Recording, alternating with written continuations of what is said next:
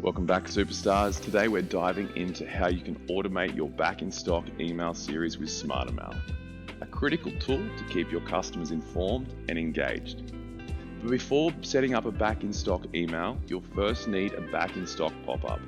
If you need help with that, check out our video tutorial for this in the description below. Now let's get started. So step 1, navigate to your automations tab on the left-hand side of your SmartrMail page, and then click New Automated Flow.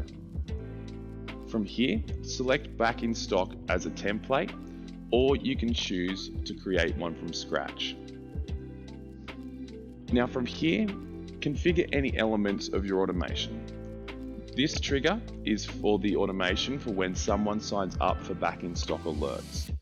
Now you can also manage multiple emails within this email flow, including the acknowledgement and the confirmation of the product being back in stock. Now you can edit these emails by clicking on Compose.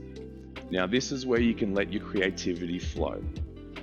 You can customize the email, and you can consider adding other bestsellers to enhance your sales opportunities.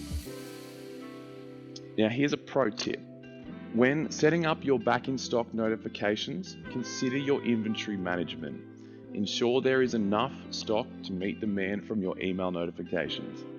Find the right balance and you'll see higher conversion rates. Consider adding additional emails for follow-ups based on customer purchase behavior. This can make a big difference in your sales. And now, click Enable Automation.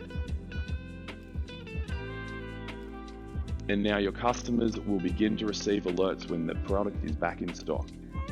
And that's it. With SmartrMail, you can create a more engaging and smooth shopping experience for your customers. If you found this tutorial helpful, please like, share, and subscribe for more e-commerce tips and tricks. See you in the next video.